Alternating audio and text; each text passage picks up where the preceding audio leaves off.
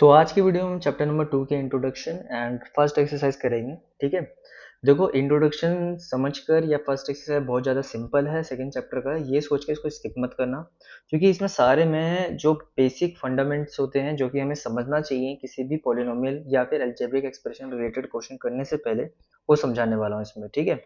जैसे कि देख सकते हो, वेरिएबल, कॉन्स्टेंट एंड टर्म, फिर पॉलिनोमियल क्या है, इसकी डिग्रीज के बारे में डिस्कस करेंगे।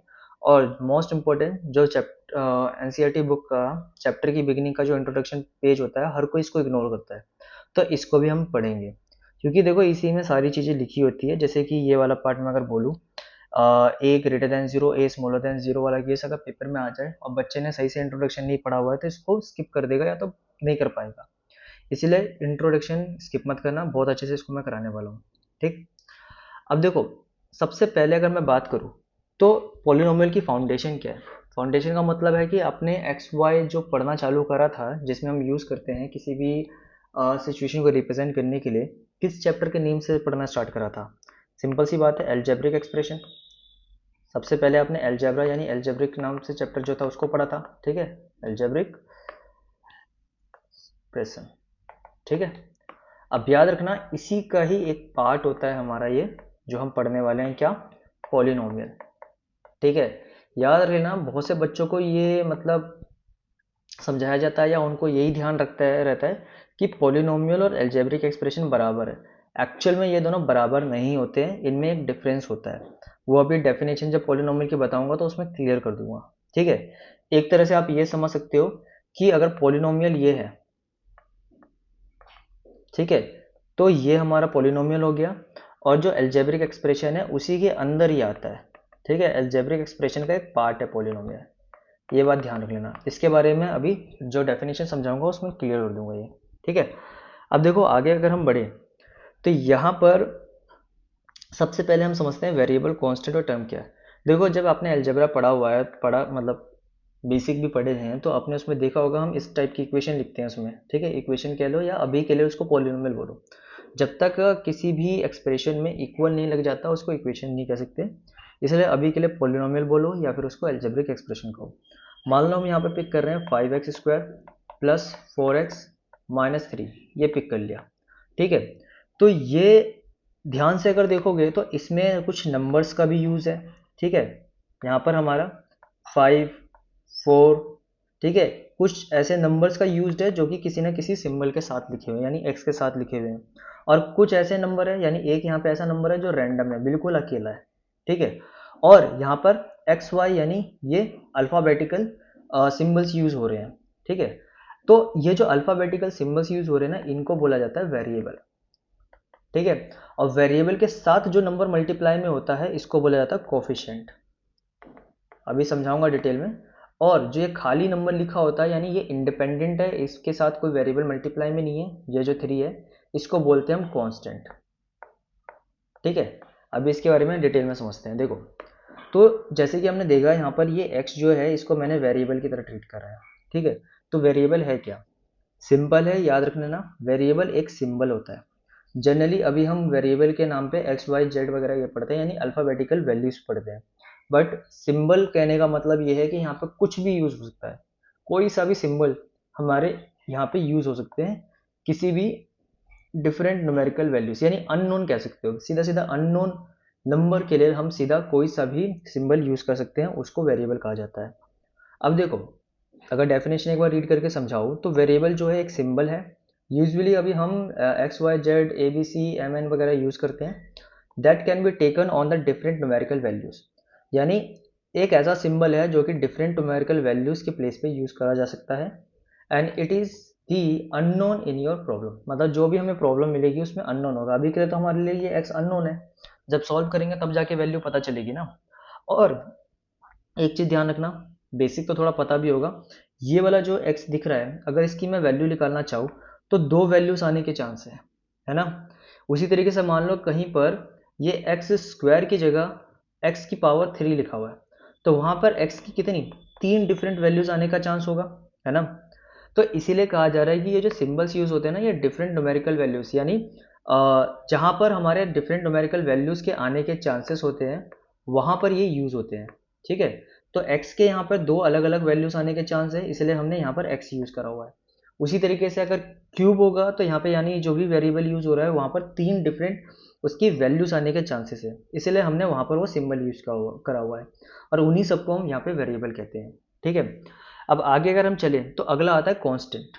ठीक है, कांस्टेंट से पहले ना एक चीज समझा देता हूँ, कोफिशिएंट इसमें रह गया लिखना। तो अगर यहाँ पे देखोगे तो जो एक्स स्क्वायर के साथ मल्टीपल में लिखा हुआ है यानी 5, इसको हम बोलेंगे एक्स स्क्वायर का कोफिशिएंट। सिंपल उसी तरीके से अगर मैं आपसे एक्स का कोफिशिएंट पूछता हूँ तो वो होगा 4। इसका सिंपल मतलब ये है कि जो भी सिंबल के साथ मतलब मल्टीपल में एक न्यूमेरिकल वैल्यू होगी, ठीक है, यानी सिंबल के साथ कोई नंबर अगर मल्टीप्लाई में है तो उसको उसका कोफिशिएंट कहा जाएगा। ठीक है, अब देखो ये यहाँ तक लिमिटेड नहीं है, अगर मैं यहाँ पे बोलूँ कि हमारे पास एक ऐसी वैल्यू है 5x तो उस स्क्वायर y, ऐसी वैल्यू दी गई है।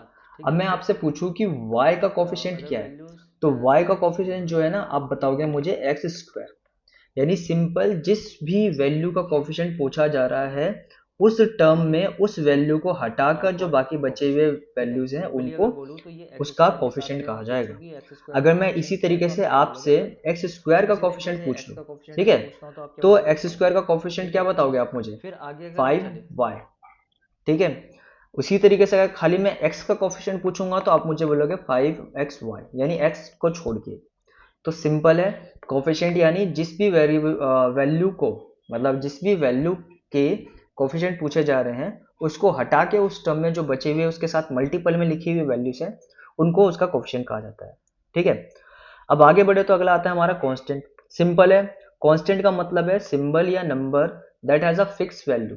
सिंपल है, जिसकी फिक्स्ड वैल्यू हो उसको कांस्टेंट कहा जाएगा। अब देखो 3 है, 3 को हम कुछ और नहीं बोल, मतलब ये जो 3 बना हुआ है ना यहाँ पे, इसको कुछ और नहीं कह सकते, ये फिक्स्ड है कि यहाँ पे 3 ही है हमारा। अब इसमें अगर मैं इस पूरी वैल्यू में बात करूं तो 5 है, एक्स स्क्वायर की वैल्यू कुछ भी हो सकती है, इसकी वजह से फिक्स नहीं है। ठीक है, ये भी फिक्स नहीं है क्योंकि एक्स की वैल्यू जो भी आएगी उससे इसका ओवरऑल जो वैल्यू है वो चेंज हो जाएगा, इसीलिए इन दोनों को हम कांस्टेंट नहीं कह सकते, खाली इसको कहा जाएगा। समझे? तो सिंबल हो या नंबर हो जिसकी एक फिक्स्ड वैल्यू हो, यानी 5 -2 या इवन तो पाई भी हो, ठीक है, जो कभी भी चेंज नहीं होगा किसी भी सिचुएशन में, उसको कांस्टेंट कहा जाता है। ठीक है, समझ गए? अब लास्ट बढ़े टर्म। तो टर्म क्या है? द प्रोडक्ट ऑफ नंबर, ठीक है, कोफिशिएंट एंड अ वेरिएबल, ठीक है, उसको टर्म कहा जाएगा। जैसे कि अगर सीधा बोलूं यहाँ पर, एक ये जो है इसमें देखोगे नंबर वेरिएबल का प्रोडक्ट है, ठीक है, तो ये एक टर्म है, ये भी टर्म है मेरा, इसमें नंबर और वेरिएबल का प्रोडक्ट है, और इसमें खाली नंबर है वो भी चलेगा, ये भी एक टर्म ही आ रहा है। ठीक है, तो सिंपल कह सकते हो कि जो प्लस माइनस से सेपरेट हो रहे हैं वैल्यूज, जिसमें या तो सिंगल नंबर लिखा हुआ है या तो वेरिएबल और नंबर का प्रोडक्ट है, उसको टर्म कहा जाता है। तो अगर ध्यान से देखोगे तो इसमें 3 टर्म्स हैं हमारे। ठीक, अब पहला टर्म है हमारा यहाँ पर x 5x स्क्वायर, दूसरा टर्म है हमारा -3x, याद रख लेना माइनस को साथ में लिया जाता है वैल्यू के साथ जो उसके आगे लिखा है, और 7 जो है ये हमारा टर्म है, इसको कांस्टेंट टर्म कहा जाएगा। ठीक है, अब टर्म के बेस पे अगर मैं बात करूँ तो 9th क्लास में बेसिकली आपने पढ़ा होगा कि टर्म के बेस पे हम क्या करते हैं, इसको 3 अलग काइंड के कह सकते हो मतलब पॉलिनोमियल में डिवाइड करते हैं। ठीक है, अभी के लिए खाली मैं वैसे लिखवा रहा हूँ। जैसे अगर बात करूँ यहाँ पर तो पहला हमारा आता है टर्म के सामने मोनोमियल, ठीक है, दूसरा क्या आता है हमारा बाइनोमियल, बाइनोमियल, और तीसरा था हमारा ट्राइनोमियल। ठीक है, पॉलिनोमियल एक बार समझ लोगे तो इसके आगे पॉलिनोमियल वर्ड भी आप लगा सकते हो। तो मोनोमियल का मतलब क्या है कि वो एल्जेब्रिक एक्सप्रेशन या वो पॉलिनोमियल जिसमें खाली एक टर्म हो पूरे में। ठीक है, और बाइनोमियल का मतलब होता है जिसमें 2 टर्म हो, और ट्राइनोमियल का मतलब हो गया जिसमें 3 टर्म है। समझ गए? और इससे ज़्यादा है तो उसके लिए आप जनरली वर्ड यूज़ करोगे पॉलिनोमियल। ठीक, अब देखो आगे समझे, अगर हम देखो अब मेन हमारा आ जाता है पॉलिनोमियल। ठीक है, इतना तो हमने बेसिक समझ लिया कि वेरिएबल कांस्टेंट टर्म क्या क्या है, फिर इसमें मैंने कोफिशिएंट के बारे में बताया आपको। अब यहाँ पे ये जो मैं समझा रहा था ना शुरू में, इसके बारे में आप ध्यान से समझोगे। देखो, तो पॉलिनोमियल की डेफिनेशन क्या कहती है कि जो पॉलिनोमियल होता है ये एल्जेब्रिक एक्सप्रेशन है। ठीक है, आगे polynomial is an algebraic expression consisting of variables, coefficient and exponent. तो इसमें वेरिएबल भी है, कोफिशिएंट भी है, एक्सपोनेंट भी है। अब देखो ये पढ़ के तो इतना तुम्हारे दिमाग में आ रहा होगा कि अलजेब्रिक एक्सप्रेशन में भी ये सब होता है, तो पॉलिनोमियल में मतलब क्या डिफरेंट हो गया अलजेब्रिक एक्सप्रेशन से जो इसको हम अलग से पढ़ रहे हैं। तो आगे अगर हम चले तो however there is a strict rule, the exponent of the variable must be have whole number. ठीक है, एक्सपोनेंट का मतलब है यहाँ पर पावर। कोई भी वेरिएबल का अगर पावर है तो यहाँ पे ये फिक्स होना चाहिए कि वो एक होल नंबर में हो, यानी ना ही फ्रैक्शन होना चाहिए, ना ही कोई अंडर रूट वैल्यू होनी चाहिए, ना ही नेगेटिव इंटीजर होना चाहिए, सीधा सीधा होल नंबर होना चाहिए पावर, उसी को हम पॉलिनोमियल बोलेंगे। अगर मैं यहाँ पर एग्जांपल लिखवाऊँ तो देखो 6x⁻³ माइनस 4x² माइनस 10, इसको पॉलिनोमियल कहा जाएगा। ठीक है, ये जो है हमारा ये पॉलिनोमियल कहलाएगा। ठीक, लेकिन अगर मैं यहाँ पर ऐसा लिख दूँ, मान लो ये लिखा है √5x, चलो पहले इसको समझ लेते हैं। √5x प्लस 4y² लिखा हुआ है, तो ये भी पॉलिनोमियल में आएगा, क्योंकि याद रख लेना हमारे पास जो वेरिएबल्स लिखे हुए हैं इनकी पावर होल में है, इसका 1 है, इसका 2 है। लेकिन अगर यहाँ पर कहीं ऐसी सिचुएशन बन जाए जिसमें ये लिखा हुआ है ए नहीं, एक्स से चलते हैं, 5x⁻1/2 प्लस 6y⁻−3, तो इस वाले को आप पॉलिनोमियल में ट्रीट नहीं करोगे, ये पॉलिनोमियल में नहीं आएगा। क्योंकि अगर यहाँ पे देखते हो तो पावर जो है, यानी ये जो पावर लिखा हुआ है 1/2 और -3, ये होल नंबर नहीं है। ठीक है, it is not a whole. ये देखा जाए तो फ्रैक्शन हो गया, यानी रैशनल नंबर कह सकते हो आप, और ये हमारा नेगेटिव इंटीजर है। तो इसीलिए इसको आप किसी भी एंगल से पॉलिनोमियल में ट्रीट नहीं करोगे, और यही मेन डिफरेंस हो जाता है अलजेब्रिक एक्सप्रेशन और पॉलिनोमियल में। क्योंकि अलजेब्रिक एक्सप्रेशन में कोई पावर का, यानी पावर होल होना चाहिए, ऐसा कोई डिस्क्रिप्शन नहीं है हमारे पास, ऐसा कुछ नहीं कहा गया। तो इसीलिए आप कोई भी पावर के साथ अगर कोई भी एक्सप्रेशन लिख रहे हो, चाहे पावर उसमें 1/2 हो, चाहे पावर उसमें -3 हो, या पावर -4 हो, वो अलजेब्रिक एक्सप्रेशन कहला देगा। ठीक है, यानी अलजेब्रिक एक्सप्रेशन के अंदर आ जाएगा। ठीक है, एनी पावर, ठीक है, या एक्सपोनेंट कह लो, बात ही है। ठीक, पावर कुछ भी हो चलेगा, लेकिन पॉलिनोमियल में ये ध्यान रखना कि जो पावर है वो हमेशा, ठीक है, किस में होगा, होल में।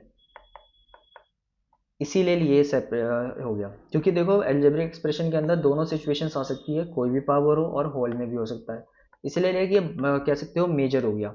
इसी के अंदर पॉलिनोमियल एक पार्ट हो जाएगा, क्योंकि ये फिक्स रखता है कि पावर इसकी होल में होनी चाहिए। ठीक है, तो ये बेसिक डिफरेंस है दोनों में। क्लियर? अब देखो यहाँ पर एक नॉन पॉलिनोमियल, यानी जो मैंने बोला अभी अलजेब्रिक वही कह रहा है कि नॉन पॉलिनोमियल है क्या। ठीक है, तो सीधा आप कह सकते हो पॉलिनोमियल्स आर नॉट पॉलिनोमियल्स। ठीक है, या इसके आगे ना एक वर्ड लिख लेना, यहाँ पे लिख लेना अलजेब्रिक एक्सप्रेशंस। ठीक है, are not polynomials because their exponents are not whole number. Simple है, एक्सपोनेंट होल नहीं है तो वो नॉन पॉलिनोमियल हो जाएंगे। ठीक है, फिर अगला आता है डिग्री ऑफ पॉलिनोमियल। बेसिक चीज़ है, ये तो पता ही होगा। डिग्री ऑफ पॉलिनोमियल का मतलब क्या है, हाईएस्ट पावर।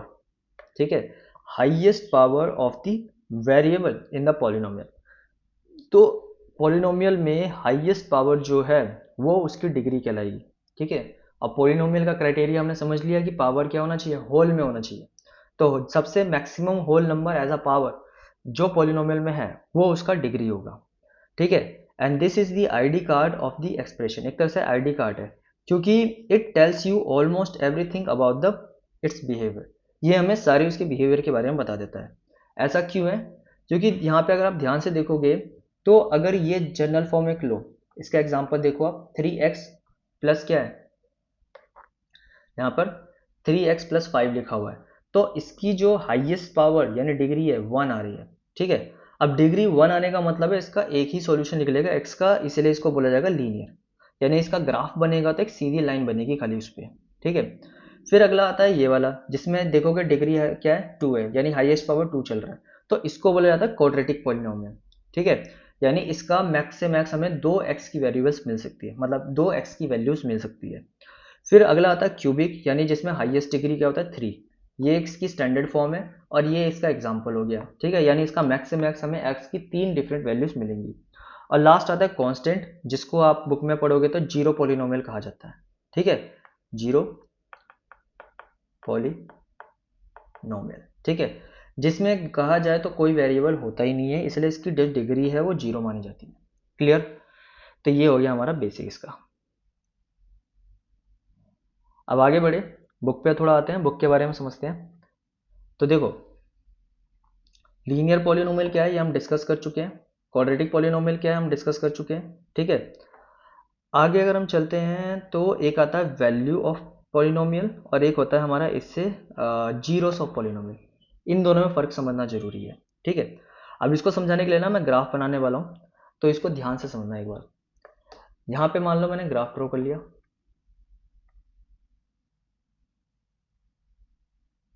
ठीक है। तो ये हमारा हो गया एक्स, एक्स नेगेटिव वाई और पॉजिटिव वाई, ये हो गया। अब देखो, जो भी आप यहाँ पर ग्राफ ड्रॉ करोगे, किसी भी वैल्यू को बनाओगे, चाहे देखो लीनियर इक्वेशन के सामने, सॉरी लीनियर पॉलिनोमियल के सामने उसका ग्राफ बनेगा एक सीधी लाइन, ठीक है, तो ये लीनियर हो गया। अगर क्वाड्रेटिक है तो उसका हमारा ये कर्व बनता है, चाहे यू बने चाहे ऐसे उल्टा बने, ठीक है, इसको पैराबोला कहा जाता है। और क्यूबिक होगा तो क्यूबिक में इस तरीके से बनेगा, समझे। और अगर पावर 4 होगा तो ये 4 बार, 3 बार अभी हो रहा है, 4 बार ऐसे काट के जाएगा एक्स एक्सिस को, ठीक। अब एक चीज सोच के देखो, हम क्वाड्रेटिक पॉलिनोमियल जब पढ़ रहे हैं, ठीक, तो क्वाड्रेटिक पॉलिनोमियल की स्टैंडर्ड फॉर्म क्या बन रही है, P x equals to x square plus X, sorry मैंने ए नहीं लगाया, sorry A X square plus B X plus C, ठीक है। अब एक सवाल का जवाब दो, अगर हमें ग्राफ पर कोई भी पॉइंट बनाना है, यानी कोई भी कोऑर्डिनेट बनाना है, तो हमें वहां पर x और y दोनों की वैल्यू चाहिए होती है, बट इससे तो मुझे x की वैल्यू ही मिलेगी ना, है ना। तो यहाँ पर देखा जाए ना, ये x की वैल्यू तो ये रिप्रेजेंट चलो कर दे रहा है, लेकिन y तो चाहिए हमें पॉइंट कोऑर्डिनेट, मतलब पॉइंट लोकेट करने के लिए। तो ये जो px लिखते हो ना आप यहाँ पर, एक्चुअल में ये y ही होता है, ठीक है, इन रियलिटी ये y होता है। अरे यार, इन रियलिटी ये क्या है, हमारा y है, ठीक। तो x की वैल्यू रख के जो भी आप सॉल्व कर रहे हो, उससे जो भी आपको वैल्यू मिल रही है ना, वो y कोऑर्डिनेट को रिप्रेजेंट करता है, ठीक है। तो सिंपल अगर आप यहाँ पे समझो, तो ये जो है हमारा px, जिसमें x की वैल्यू डालने पर ओवरऑल हमें एक आंसर मिल रहा है, यानी वैल्यू मिल रहा है, उसको वैल्यू ऑफ पॉलिनोमियल कहा जाता है। अगर आप यहाँ पर ध्यान से देखोगे इसमें, तो जैसे यहाँ पर px क्या लिया गया है, px equals to x square minus 3x minus 4, ठीक है। तो x माइनस 1 रख के यहाँ पे चेक करा गया है, तो x की जगह पे यहाँ पे माइनस 1 जब रखा गया और इसको सॉल्व करा गया तो आंसर 0 आया, ठीक है। चलो 0 हटा दो, अगर हम यहाँ पर ये लें px equals to x square minus 3x minus 4, ठीक है, ये है।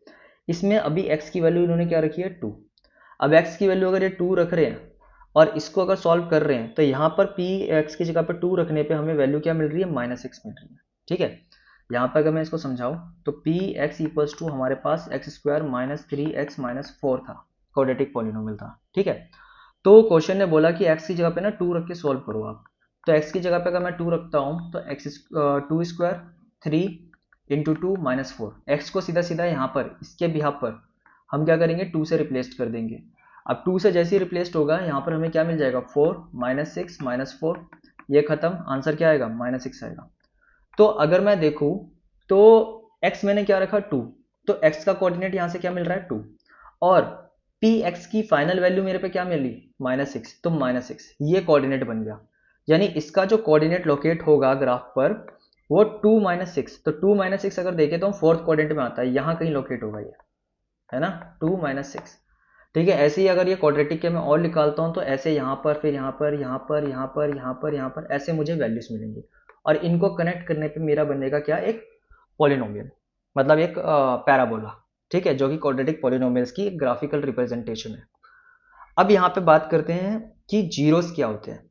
तो यहाँ पे वैल्यू तो समझ गए होगे, वैल्यू का सिंपल मतलब है कि एक्स की वैल्यू, मतलब देखो वैल्यू का सीधा मतलब है x की वैल्यू पुट करने पे, ठीक है, थोड़ा सा सुनने में अजीब लगेगा, x की जगह पे कोई नंबर रखने पर जो आपको px की फाइनल वैल्यू मिल रही है ना, उसको वैल्यू ऑफ पॉलिनोमियल कहा जाता है, ठीक है।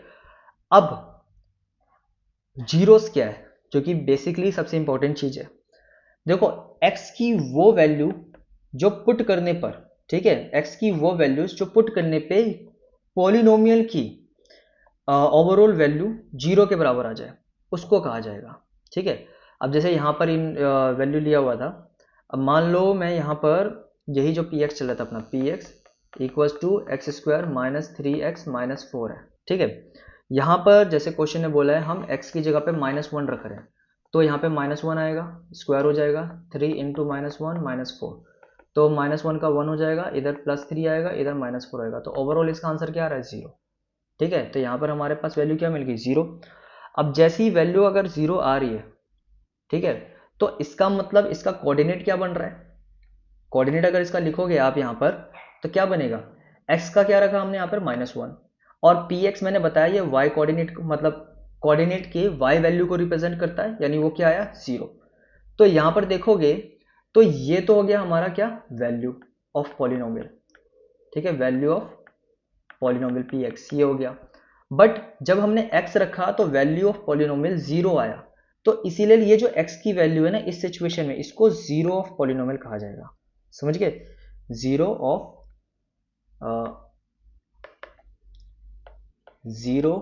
ऑफ पॉलिनोमियल, ठीक है। कोई इतना ये डीप में नहीं बताता है, ये इसको ऊपर ऊपर से करा देते हैं सब, लेकिन ये बेसिक नॉलेज अभी नहीं होती है तो आगे चल के इशू होता है, इसीलिए इसको समझ लेना सही से, ठीक है। तो x की वो वैल्यू जिसको पॉलिनोमियल में पुट करने पर पॉलिनोमियल की ओवरऑल वैल्यू 0 आ जा रही है, उसको हम जीरो ऑफ पॉलिनोमियल कहते हैं, सिंपल इसका मतलब ये होता है। अब इसका ग्राफ पे कहाँ लोकेट होगा, तो देखोगे -1 0 आ रहा है, तो -1 0 मोस्ट प्रोबेबली यहाँ पे होगा कहीं ना कहीं, है ना, यही होगा ना हमारा -1 0। उसी तरीके से इधर भी कहीं ना कहीं एक वैल्यू होगी, मान लो इधर हमारा 2 0 आ जाए, ठीक है। तो देखोगे तो मैंने क्या बोला था कि मैक्सिमम जो हमारा कह सकते हो जो क्वाड्रेटिक पॉलिनोमियल होता है उसकी डिग्री 2 है, तो मैक्सिमम उसमें दो वैल्यूज हमें x की मिलती है, और यहाँ पर हमें दो ही जीरोस इसके मिल सकते हैं, क्योंकि बाकी इसके अलावा देखोगे तो ये जो पैराबोला बन रहा है ये कहीं भी x एक्सिस को नहीं काट रहा है इन दो पॉइंटों के अलावा, ठीक है। तो इसी बिहाफ पे हमारे मैक्सिमम दो जीरोस निकलते हैं, नहीं तो एक और एक या तो नहीं निकलता, उसका मैं अभी रीजन बताता हूँ, ठीक। ये लीनियर वाला केस है, लीनियर को प्लॉटिंग कैसे करना है, बना के कैसे करना है यहाँ पर समझाया गया। जैसे आप लीनियर इक्वेशन देखोगे यहाँ पर, जो लीनियर इक्वेशन हमारा वैसे होता है, अब ये लीनियर अगर एल्जेब्रिक एक्सप्रेशन या फिर लीनियर पॉलिनोमियल समझोगे तो वो हमारा होता है ax प्लस बी। तो मैं अगर इसको लिखूँ तो 2x प्लस 3, या इसी का चलो पिक कर लेते हैं, हमारे पास एग्जांपल लिया गया है 2x प्लस 3, ठीक है। तो ये हमारा पॉलिनोमियल होगा एक तरह से, और मैंने पहले ही बता दिया ये y वैल्यू को रिप्रेजेंट करता है, तो x की वैल्यू जो भी रखने पे हमें मिलेगी फाइनल, x की जगह पे जो भी वैल्यू रखने पे फाइनल वैल्यू जो इसका मिलेगा पूरा पॉलिनोमियल का वो x का वैल्यू होगा। तो यहाँ पर देखोगे अगर ध्यान से, तो इन्होंने x की जगह पे -2 रखा है एक जगह पे, तो -2 रखोगे तो 2 इंटू -2 प्लस 3, यानी -4 प्लस 3 यानी -1 आ रहा है, यानी इसका कोऑर्डिनेट क्या होगा, x -2 था और p फाइनल वैल्यू -1 ये आया, तो ये इसका कोऑर्डिनेट है। अब देखोगे तो इसको लोकेट करते हैं -2 -1, तो देखो यहाँ पे आएगा, ठीक है। उसी तरीके से और एक और पॉइंट निकाल लो, क्योंकि लाइन ड्रॉ करने के लिए दो पॉइंट हमें चाहिए, तो यानी यहाँ पे इन्होंने x की जगह पे 2 रखा जिससे y की वैल्यू 7 मिली, तो इसको बना के जैसे ये लाइन ड्रॉ करा हमें लीनियर मिल गया, समझ गए, इस तरीके से बनता है। तो यहाँ पर ये जो हमारा है ये वैल्यू ऑफ पॉलिनोमियल हो गया, और बाय चांस कुछ ऐसा केस है जैसे यहाँ पर देखोगे तो -3/2 रखने पे y 0 आ गया, तो ये -3/2 इस पॉलिनोमियल का, ठीक है, 0 कहलाएगा, क्योंकि यहाँ पर जैसे ही हमने x की जगह पे -3/2 लिया ना, इसने पूरी पॉलिनोमियल की वैल्यू को 0 कर दिया, इन शॉर्ट y की वैल्यू यहाँ पर 0 आ गई, ठीक है। अब आगे अगर हम बढ़े यहाँ पर, तो एक केस ये होता है कि जैसे पैराबोला बन रहा है, ये मैंने यहाँ पर ग्राफ बना लिया, ठीक है, ग्राफ बना देता हूँ पहले,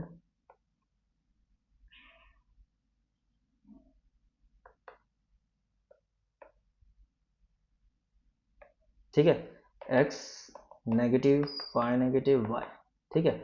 अब पैराबोला जो बन रहा है वो या तो u बन सकता है ऊपर की साइड, ठीक है, या तो यही पैराबोला हमारा नीचे की साइड भी तो बन सकता है। इसको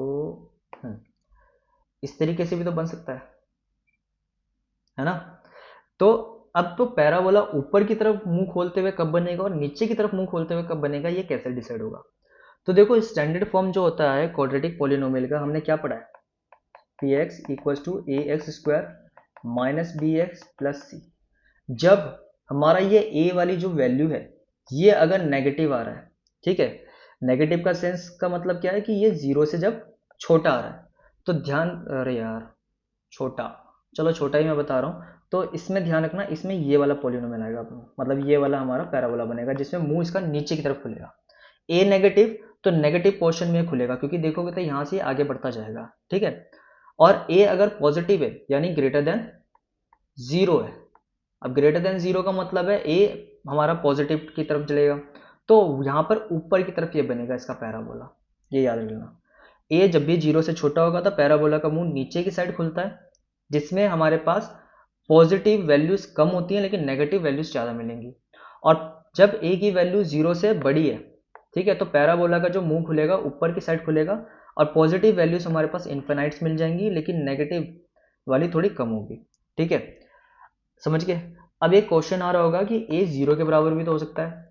देखो अगर ए जीरो के बराबर हो जाएगा तो जीरो किसी को भी इंटू करके जीरो बना के खत्म कर देता है, यानी ये हट जाएगा, बचेगा क्या, बी एक्स प्लस सी। तो जहां डिग्री वन होगी वो मतलब क्वाड्रेटिक बचा ही नहीं, और क्वाड्रेटिक नहीं है तो उसका पैराबोला बनेगा ही नहीं, यानी वो लीनियर हो जाएगा।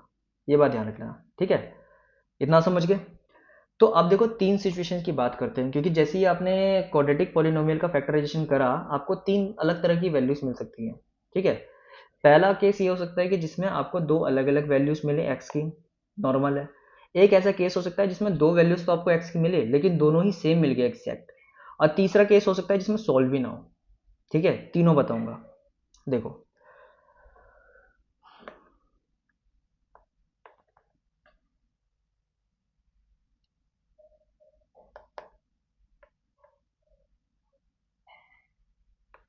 ठीक है, एक मिनट,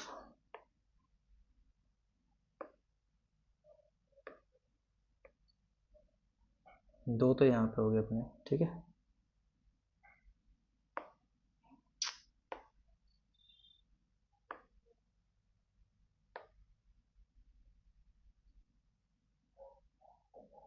तीसरा यहाँ, ठीक है। अब देखो पहला केस क्या था, जिसमें हमें दो वैल्यूज मिल रही हैं, ठीक है।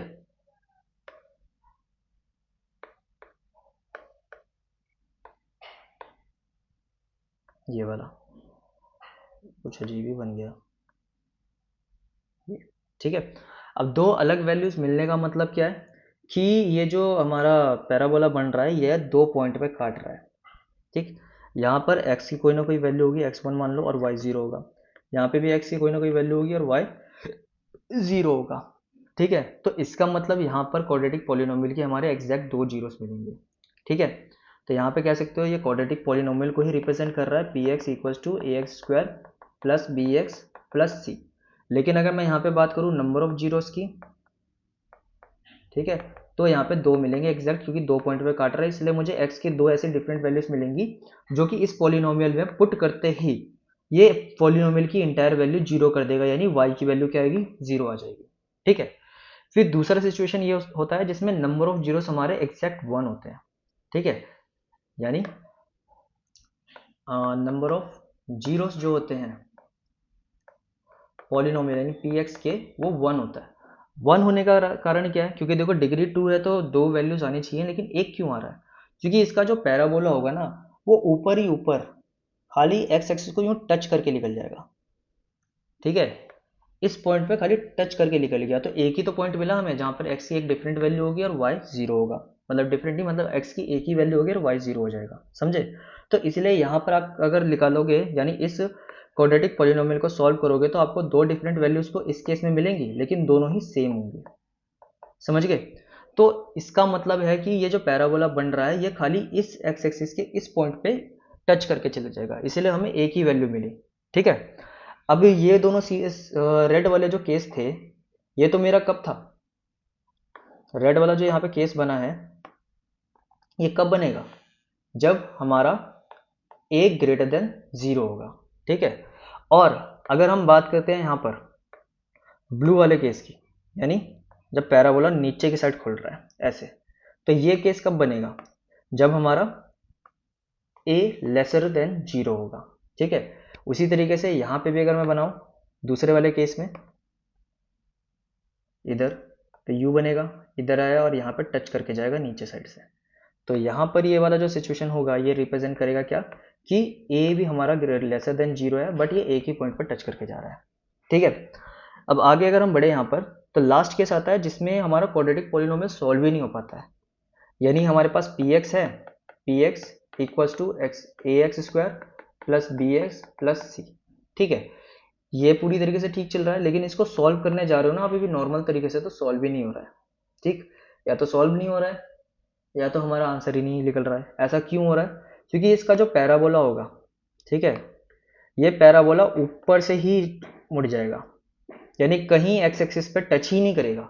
अब अगर ये एक्स एक्सिस पर टच ही नहीं कर रहा है, कहीं यहाँ पर टच नहीं कर रहा है, तो एक बात बताओ, एक्स की ऐसी कोई वैल्यू होगी ही नहीं जिसको इसमें पुट करने पर हमें ओवरऑल पी एक्स यानी वाई की वैल्यू क्या मिल जाए, 0 के बराबर मिल जाए।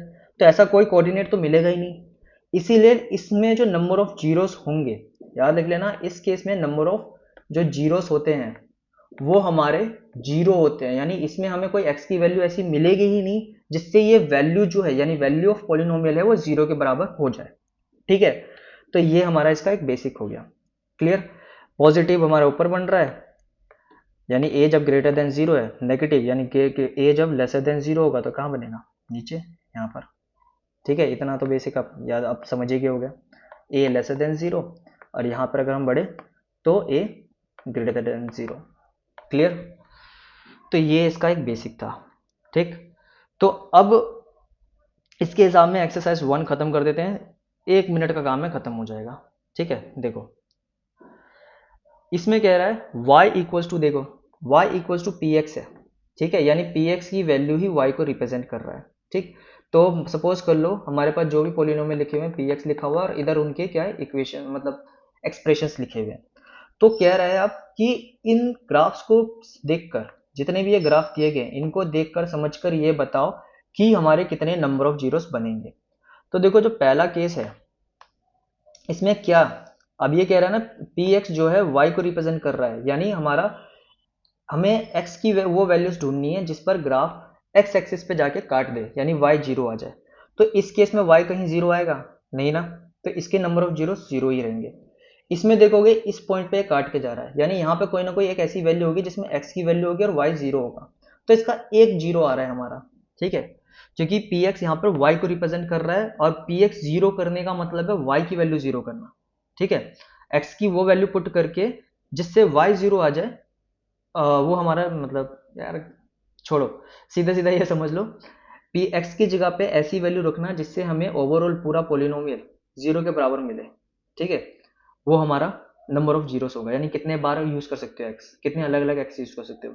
तो यहाँ पे एक ही सिचुएशन बन रहा है, इसलिए इसका नंबर ऑफ जीरो 1 होगा। यहाँ पे देखोगे दो तीन सिचुएशन बन रहे थे, इसके नंबर ऑफ जीरोस 3 होंगे। यहाँ पर दो सिचुएशन बन रहे थे, इसके नंबर ऑफ जीरोस 2 हो गए, क्योंकि ये पैराबोला है। इसके देखोगे तो 1 2 3 4, तो 4 हो गया।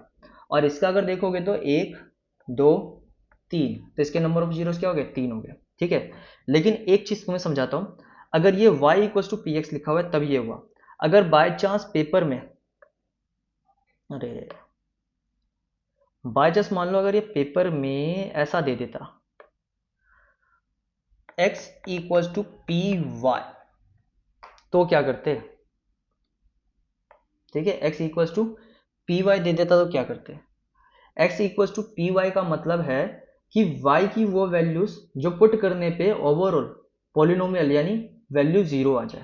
तो इसका अगर मैं क्वाड्रेटिक पॉलिनोमियल लिखना चाहूँ ना एक बार को, तो इसका ऐसे होगा P Y equal to Y square plus A Y square plus B Y plus C, ठीक है। तो अब y की वैल्यू ऐसी होनी चाहिए जिससे x 0 आ जाए। तो इसका मतलब है जब भी कर्व हो, लाइन हो, y एक्सिस को अगर काट रहा है तो वो हमारे नंबर ऑफ जीरोस को रिप्रेजेंट करेगा। तो यहाँ पर एक बार काट रहा है, तो इस हिसाब में फर्स्ट में हमारा एक नंबर ऑफ जीरोस आएगा, दूसरे वाले में भी एक बार काट रहा है, ठीक है, इसको अलग कलर से कर देता हूँ, एक बार काट रहा है, तो इसमें हमारा सेकंड वाले में नंबर ऑफ जीरोस क्या होगा, एक। ठीक है, थर्ड वाले में देखोगे इसमें भी एक ही बार काट रहा है, तो थर्ड वाले में हमारा आ जाएगा नंबर ऑफ जीरोस एक। फोर्थ वाले में देखोगे कहीं नहीं काट रहा है, यहाँ पे कहीं इसका ठिकाना नहीं है, तो जीरो ही रहेगा। इस वाले में भी एक बार काट रहा है, इस वाले में भी एक बार काट रहा है, तो बाकी दोनों सिचुएशन में चाहे फिफ्थ हो चाहे सिक्स हो नंबर ऑफ जीरोस एक रहेगा हमारा। ठीक है, ये बात ध्यान रखना, पेपर में या फिर एमसीक्यू वगैरह आता है तो उसमें इसको रिवर्स कर सकते हैं वो, और रिवर्स जहाँ कर दिया और तुमने ये बेसिक चीज़ें से नहीं समझी है तो वहाँ पर गड़बड़ कर बैठोगे। ठीक है, तो थोड़ा सा इंट्रोडक्शन वीडियो लंबा हो गया है, लेकिन इससे मैंने 100% जितना कवर करना चाहिए था पॉलिनोमियल के हिसाब से, जो ज़्यादातर बच्चे स्किप कर देते हैं, मैंने सारे इसमें कवर अप करा हुआ है। फिर भी कहता हूँ अगर 1% भी कुछ समझ नहीं आया हो तो बेझिझक कमेंट कर देना, आपको डेफिनेटली उसका रिप्लाई मिल जाएगा। टेलीग्राम ग्रुप बना हुआ है, वहाँ से ये पीडीएफ डाउनलोड कर लेना, जिससे आपको नोट्स बनाने की जरूरत नहीं, इन्हीं को यूज़ कर लेना। ठीक है, और उसमें एक डिस्कशन ग्रुप भी बनाया हुआ है, तो आप वहाँ पे अपने डाउट पोस्ट कर सकते हो, कोई भी मतलब पूरी 10th क्लास की बुक में कोई सा भी आपका डाउट है तो वहाँ पे पोस्ट कर सकते हो। ठीक है,